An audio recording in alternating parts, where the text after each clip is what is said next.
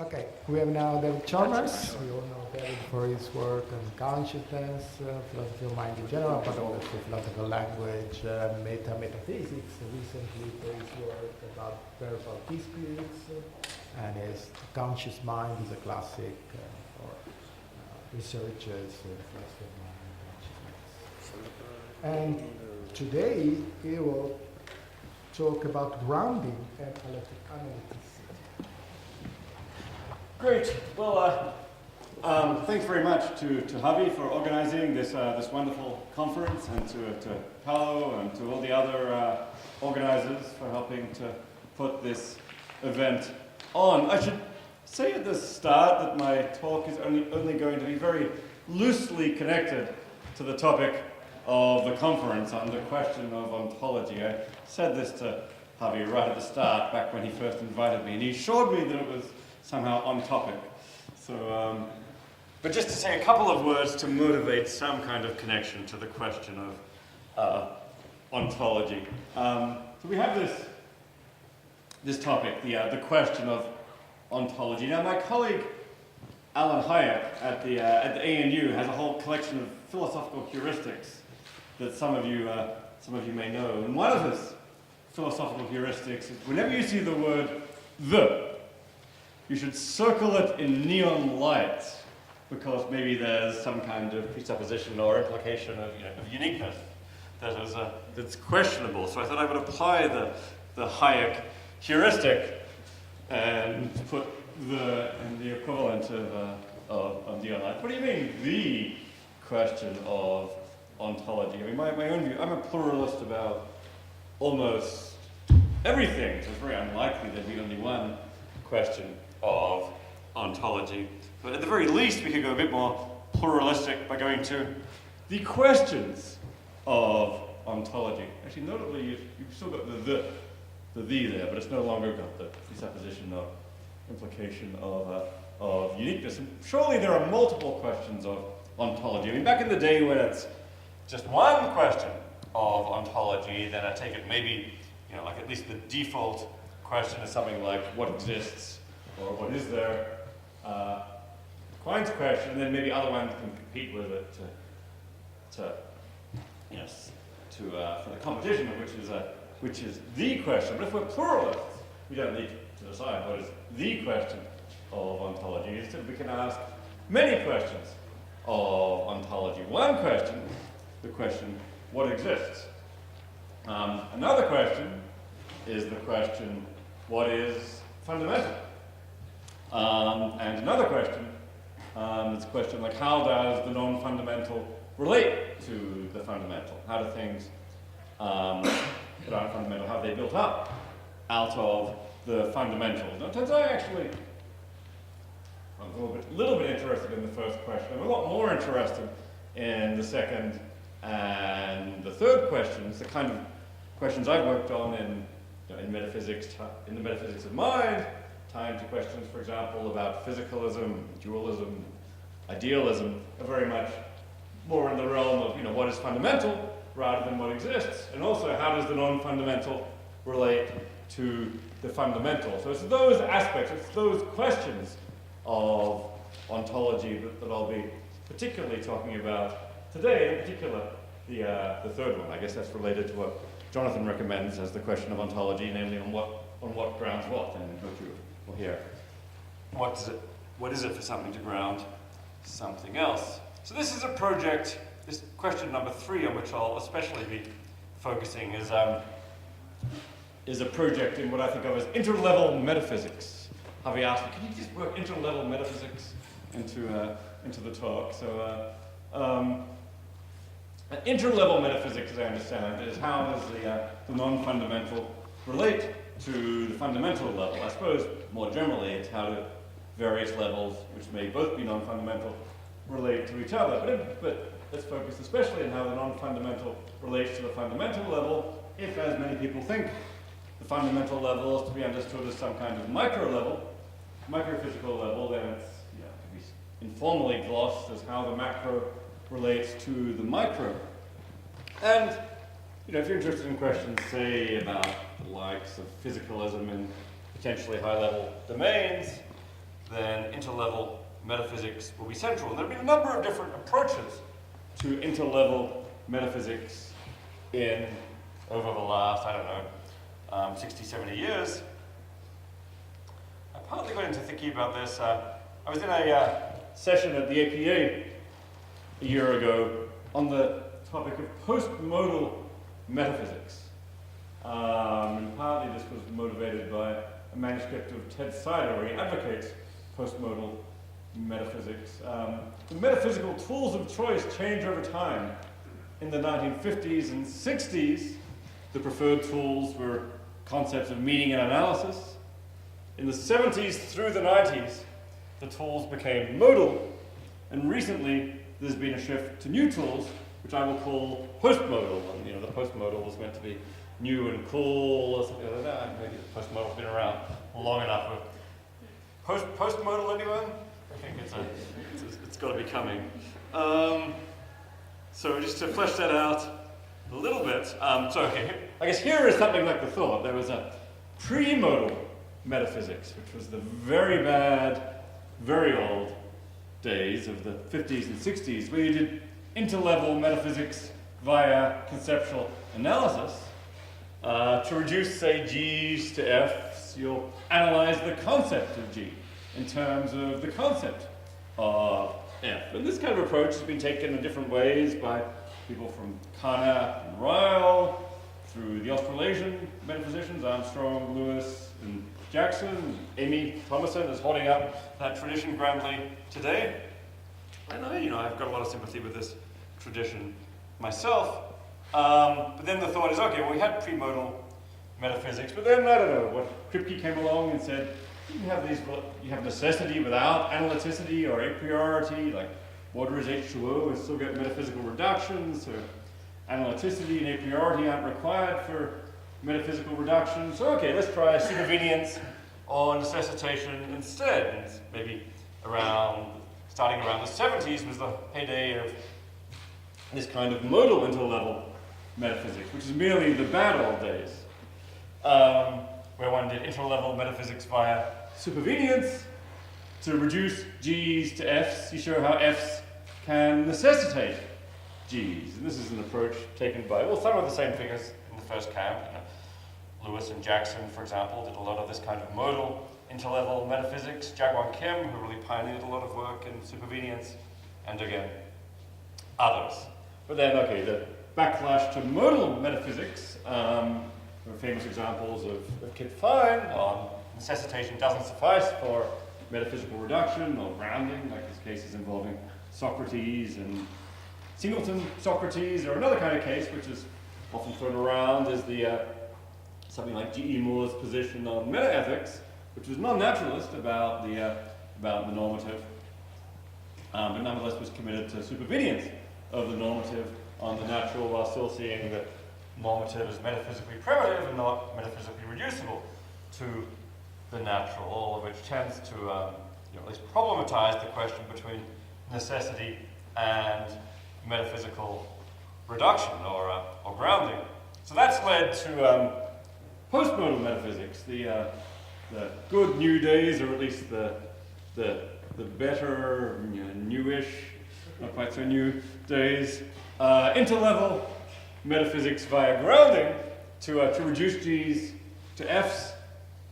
You show how G's are grounded in F's, where this needn't involve any commitments about analyticity, a priority, necessity, and so on. And we've got some representatives of that movement here in the room. Kit and Jonathan have been pioneers in the study of grounding, and others like Gideon Rosen. Ted Sider is not so much a grounder, but used other postmodal tools, Karen Bennett and many others. Okay, so actually I'm inclined to think that there are already some anticipations of postmodal metaphysics in the earlier traditions, back in the very bad, very old days. There are various people who point out that synthetic a priori necessitation doesn't suffice for reduction, like in, say, in the domain of mathematics, normativity, where the relevant, the central truths may be a priori, but people weren't inclined to think that, and indeed necessary, but people weren't inclined to think there was a metaphysical reduction there. So in some ways, conceptual analysis is already more fine-grained than modality and necessitation, say, in certain connections. So we already had fine-grained tools back in the 50s.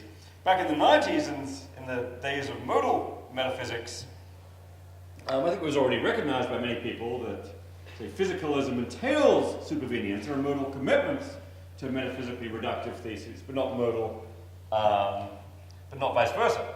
To be committed to the modal thesis, say, of supervenience is not to be committed to physicalism. Terry Horgan has this wonderful paper on from supervenience to superdupervenience, where he says, what is the extra thing that you need over and above supervenience to get metaphysical reduction? I always say to Terry, if only you'd called it grounding. And it turns out the name you give these things really matters in getting them to catch on. And he would point to things like Morean non-naturalism, and there was this paper by Miller on supervenience as a two-way street. So there were these little anticipations, but there's no question that this grounding renaissance has sensitized everyone and led to a much more rigorous study of these fine-grained postmodal tools. But I'm actually going to argue for a sort of union of premodal and postmodal metaphysics, already suggested by my remarks about the 1950s. A deep link between conceptual analysis and grounding. So one way to think about this is in terms of this little square of connections here. I mean, some people in this, at least in this Australasian tradition, say the Canberra plan, which I sort of vaguely identify with, are already inclined to think there are quite deep connections between, say, the a priori and the necessary. And I've argued that in some other works, there are some pretty deep connections. Under certain conditions, what's a priori is necessary, and under other conditions, there's at least a deep tie between them. But then we have this thing which is more fine-grained, stronger than necessitation, which is the grounding relation. And then the thought is, what stands to grounding as a priori stands to necessity? Or another way to ask this question is think about the relationship between grounding and necessitation. Grounding is this stronger, deeper relation that in many cases underlies necessitation.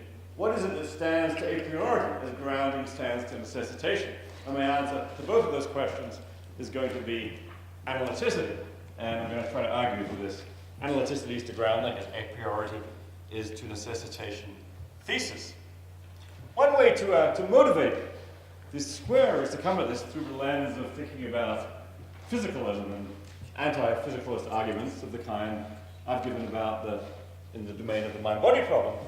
The most common use of modal tools here is to argue against physicalism by arguing against necessitation theses. I think those arguments are still looking okay in these postmodal days as long as grounding entails necessitation. If grounding is more fine-grained, the mere fact that grounding is more fine-grained than necessitation, you can have necessitation without grounding, is no objection to these arguments. I mean, there are some objections here and there to the other entailment, but I think for the most part they can be limited to certain cases and cordoned off. So as long as you've got an entailment from grounding to necessitation, those arguments still work, but in a sense we've done more work than we need to do to argue against physicalism. The arguments are too strong. All you need to do to argue against physicalism is argue against grounding, and we've argued against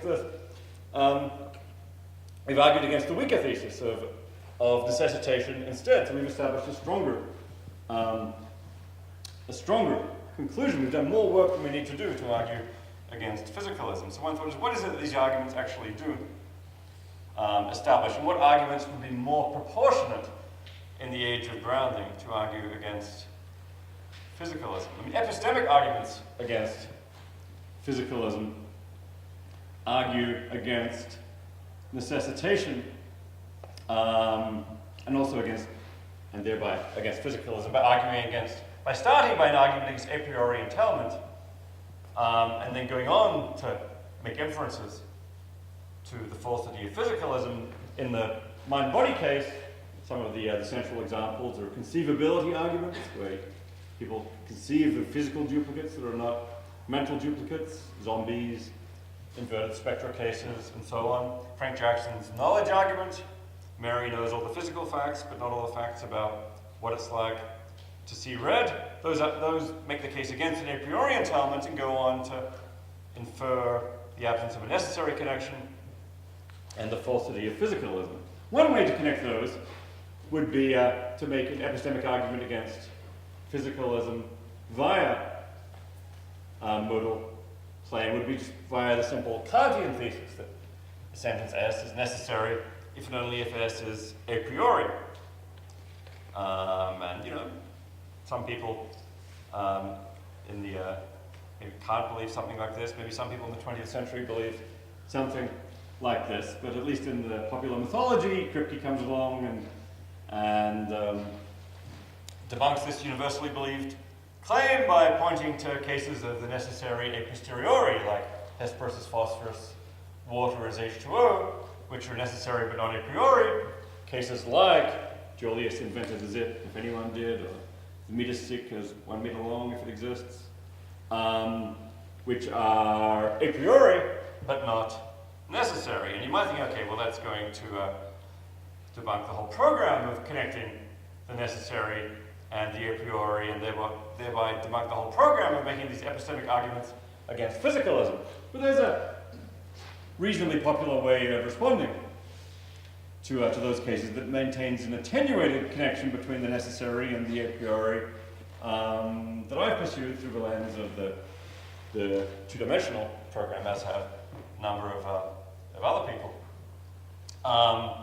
Roughly the idea is that these Kripkean cases, like the water and meter stick cases, always involve a special kind of concept, or maybe a word, what we might call opaque concepts, things that present their referent under an opaque mode of presentation that doesn't reveal the nature of what's being presented. So in these cases, the referent of a term is not knowable a priori just from a grasp of the term. So cases like water, it could turn out to be H2O, could turn out to be XYZ, you don't know which a priori, that's an empirical matter. Heat, which picks out, maybe whatever causes heat sensations, turns out to be the motion of molecules.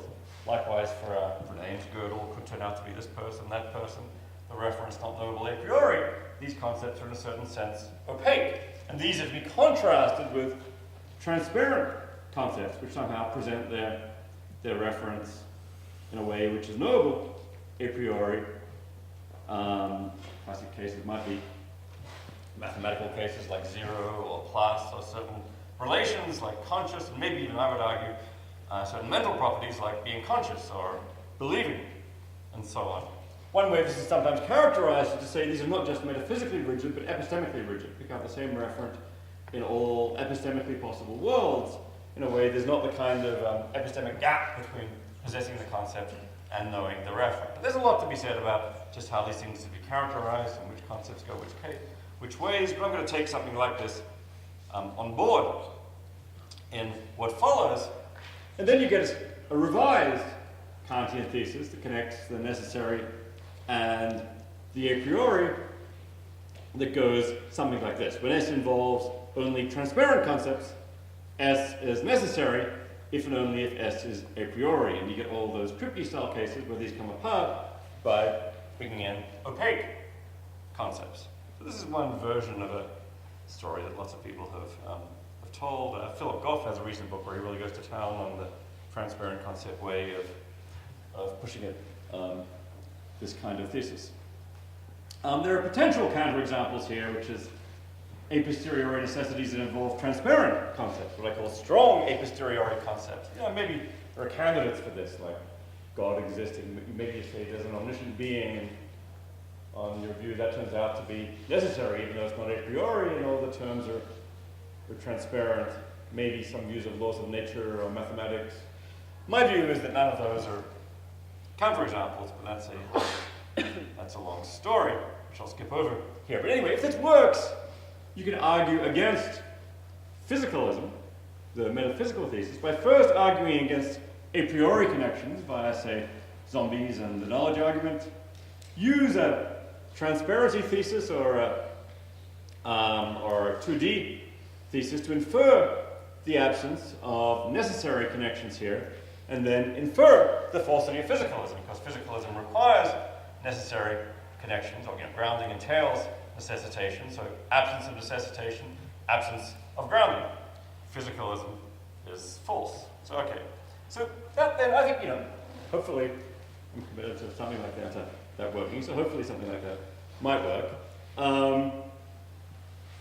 But there's an interesting issue in the background, apart from all the objections you might raise to this way of arguing, which is, postmodally, it looks like the old anti-physicalist arguments via a priority and supervenience are stronger than they need to be. They establish more than they need to.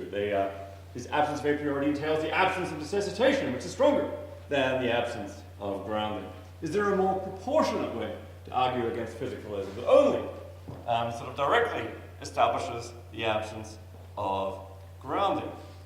And here the thought arises that analyticity is to grounding as a priority is to necessitation. And that, for example, one could make a wicked kind of argument that merely establishes the absence of an analytic entailment and infer directly to the absence of a grounding entailment.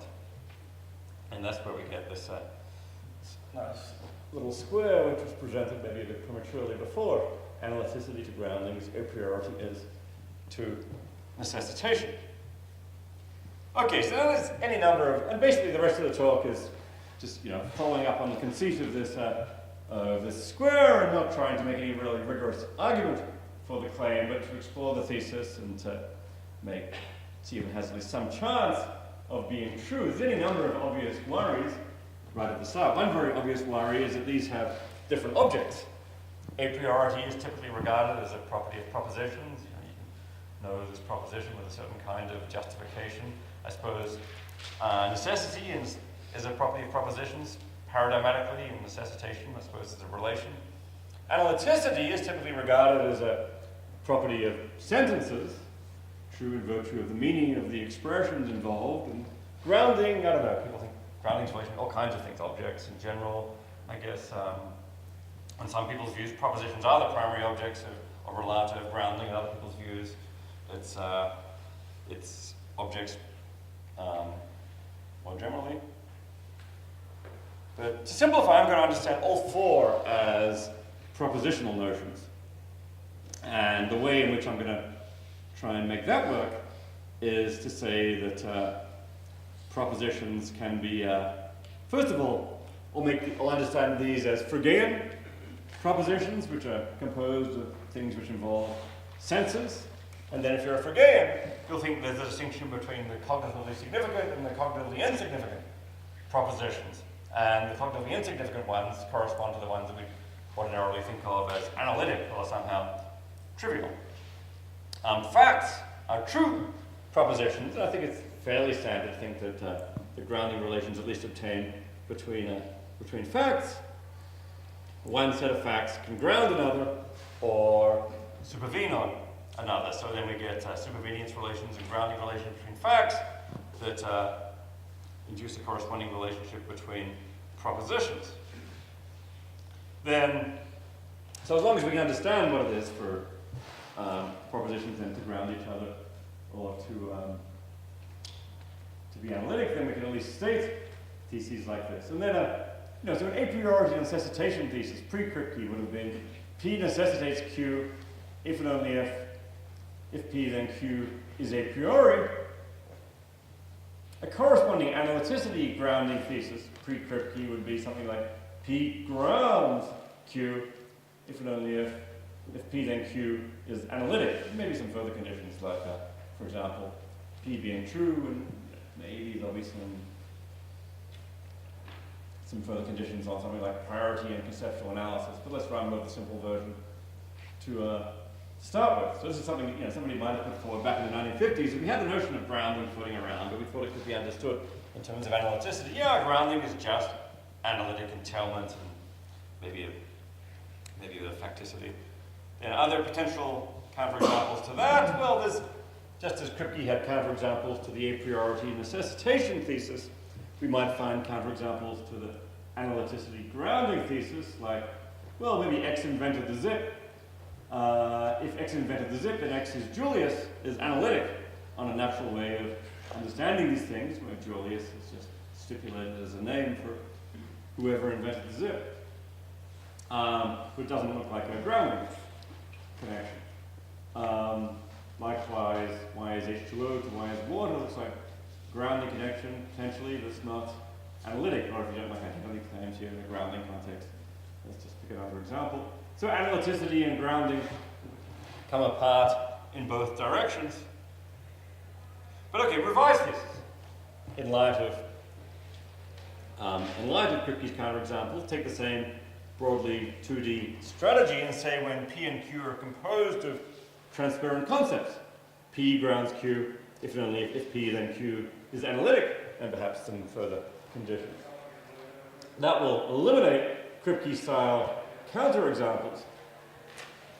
The subtlety here is that transparency, for this to actually work, has to be understood as hyper-rigidity. Remember, epistemic rigidity was something like you can know the referent a priori, which is fine when the connection between a priority and necessitation was what's at issue. But in the context of something more fine-grained than a priority, think of analyticity as more fine-grained than analyticity, epistemic rigidity will be too coarse-grained a notion to do the work here. What we actually need is something like hyper-rigidity, a reference knowable analytically without cognitive work. We have a notion of transparency now which is closer to something like Russell's notion of acquaintance, like to merely think about, to merely have the concept and entertain the idea is to know what the referent is. My own view is that that's still a relation that can plausibly obtain in at least some cases. Other potential counterexamples arise from the directionality of grounding, like X is a bachelor to X is male and X is unmarried. That's plausibly analytic, but pretty plausible view. The antecedent doesn't ground the consequence. Being a bachelor, maybe being male and being unmarried grounds being a bachelor, but not vice versa. So merely analytic entailment doesn't do the work. What do you do then to handle the directionality of grounding and of metaphysical reduction in an analyticity framework? Well, one thing you might do is find an undirectional sibling of grounding, something like a notion of metaphysical analyticity that some people have pursued. The other thing you might do is find a directional sibling of analyticity, a notion I call conceptual grounding. To take the first, my colleague Kian Doyle has written a lot about metaphysical analyticity. On this option, you might dispense with the directional notion of grounding and use an undirectional notion of analyticity to explicate an undirectional analog of grounding. And that undirectional analog of grounding is meant to be metaphysical analyticity. So then you can say something like when P grounds Q, if P then Q is metaphysically analytic, although not vice versa. And the thought is, a proposition is metaphysically analytic when it's metaphysically trivial or it adds nothing to reality, stems wholly from the natures and the entities of the properties involved, and nothing else. Then when P and Q are transparent, the thought is going to be that, well, P then Q, if P then Q is analytic in an ordinary conceptual sense, when it's metaphysically analytic. And then we'll have a concepts to metaphysics bridging thesis. In the case of transparent concepts, you get analyticity if and only if you have metaphysical analyticity. And that would be one way to draw the bridge undirectionally. But let's get this slide, which has actually tried to reduce grounding to this symmetric notion, but maybe that's, you could try to make the case for a symmetric notion of grounding, but then many people will say that's really grounding eliminativism, because grounding is asymmetric by its nature. At the very least, a notion like metaphysical analyticity could play part of the grounding role. But the other option, I see I've got number 2 there, and I've probably a third option, because I guess in another version of this talk there was another option which got eliminated from this one. Okay. Second option, invoke a directional sibling of analyticity, which is conceptual grounding. and say X is a bachelor is conceptually grounded in X is male and X is unmarried, just as it's metaphysically grounded, say, well, we actually find the corresponding relation among the concepts. Concept of bachelor is somehow built out of, for example, male, the concept of male, the concept of unmarried, and one finds a parallel directional relation on the conceptual side. And the thought will be conceptual grounding will require analyticity, but not just an analytic connection, maybe something like a conceptual priority connection, and probably a bit more besides. And the rough idea will be P conceptually grounds Q, and the truth of P explains the truth of Q in virtue of the concepts.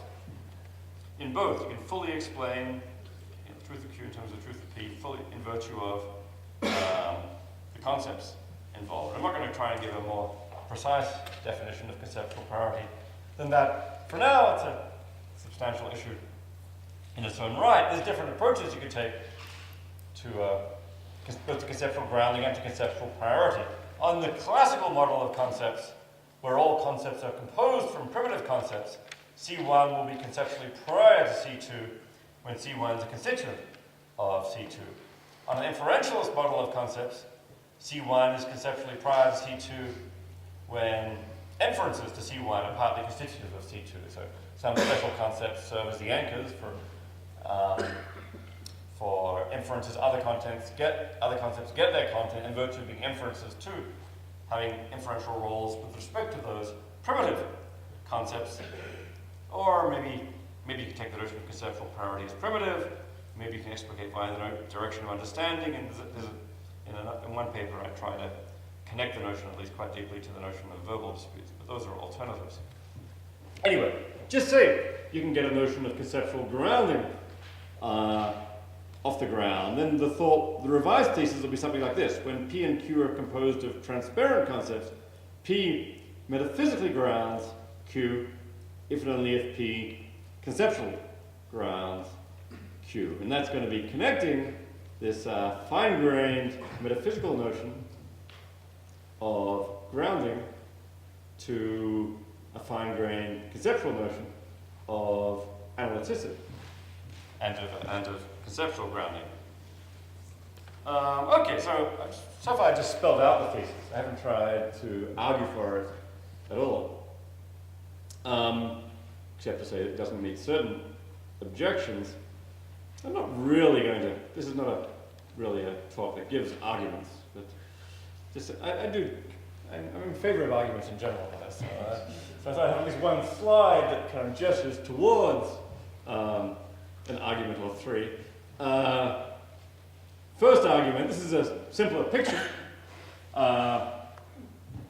We have these conceptual relations exist. Once we have them, they do pretty well all the work we need in explaining a lot of this stuff, including metaphysical grounding relations. That's all we need. We don't need any other primitives.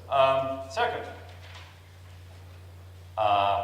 maybe this is the most substantial argument here, maybe it comes closest to giving some serious reason to believe it. Something like grounding relations should follow trivially from the nature of the relata. I've got at least some intuition to that effect when it comes to metaphysical grounding. G's being grounded in F's. It's like, well, yeah, the nature of G's is grounded in the nature of F's. Let's take a full out of their nature so that there's nothing over and above the grounding, there's no work required for the grounding over and above the natures. They should be epistemologically trivial when the relata are presented transparently. If you fully grasp the essence of F's, and you fully grasp the essence of G's or their natures, then it should just be totally obvious. I mean, there are views on which grounding relations are often opaque. I think Jonathan has a view like this, where grounding relations often involve something like laws of metaphysics, or in certain ways structurally quite a lot like laws of physics or laws of nature, but they've got a few different properties as well, and we shouldn't expect them to be transparent. They should be opaque. And that's an interesting conception of grounding. Actually, that's a conception of grounding that I find fundamentally foreign, because of this notion that grounding should be fully derivable sort of from the nature of things, and therefore, grounding, there should be something transparent and trivial about grounding when the relata are presented transparently. The work is done by the natures of things, and not by these fundamental laws that connect the two. There's a long argument to be had about which is the right conception here, but at least with a certain different starting point where grounding is somehow trivial, then you can start to motivate the thesis. So like here, the third argument, I guess, is there's no compelling counterexamples. Someone at least throws off a potential counterexample here. I can try to explain it away, and you've probably all thought of a million counterexamples, so it's at least worth saying something about those.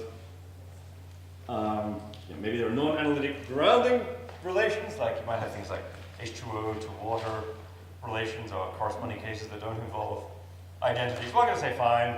Those involve non-transparent concepts like that of water. You're probably all worried about mereology.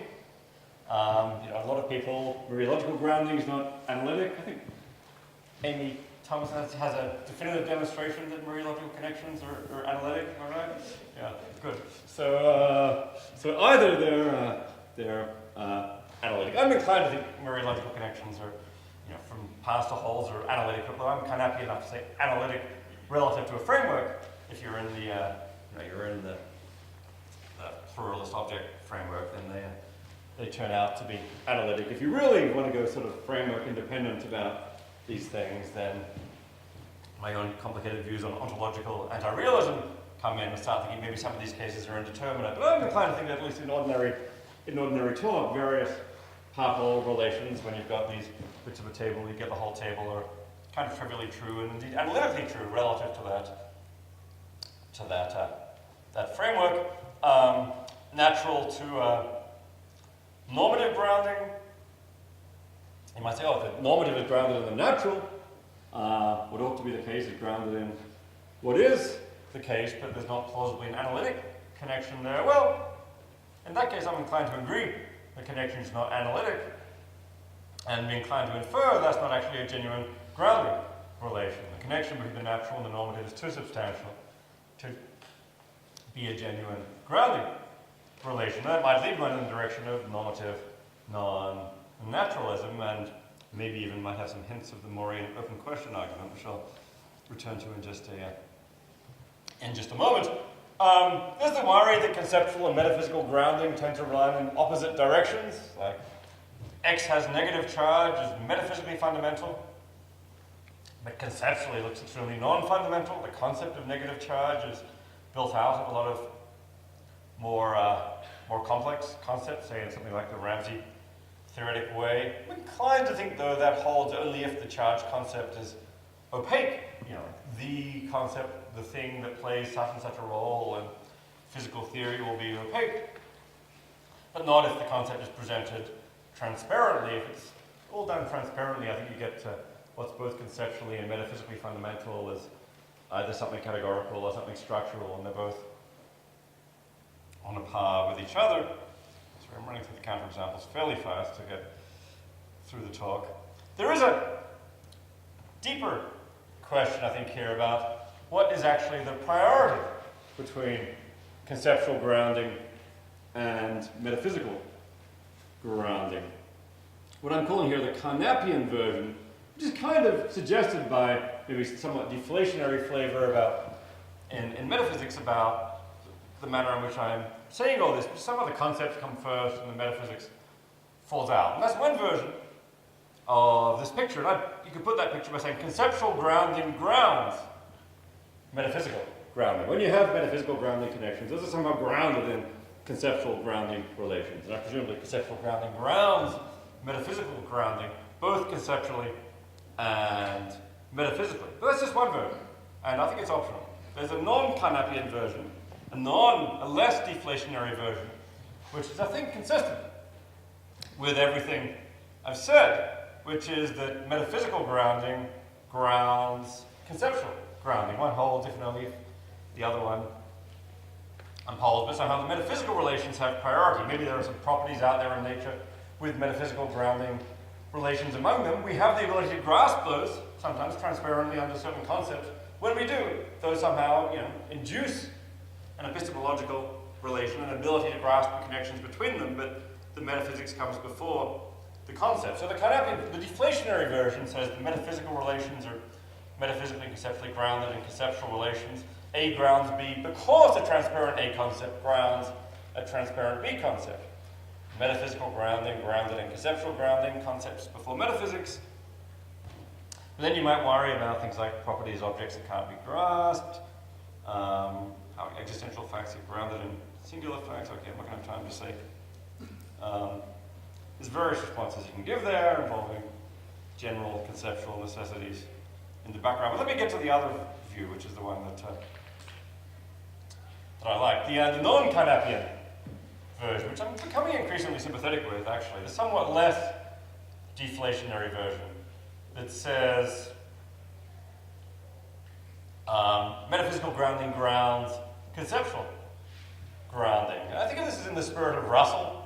You know, basically, you've got out there in nature some properties that ground other properties, and you can have acquaintance, or some entities that ground other entities. You can have acquaintance with some of those things under transparent concepts. When phi grounds psi, acquaintance with phi conceptually grounds acquaintance with psi, because phi metaphysically grounds psi. If you take that picture, then metaphysical grounding will in fact ground conceptual grounding metaphysically, and therefore conceptually. I actually don't know which of these two views is true. I'm not sure whether conceptual grounding grounds metaphysically grounding or vice versa. I think it's questions like this are extremely deep ones I haven't quite figured out how to answer yet, but I think they're questions very much worth thinking about. Okay, my time is running low. How many?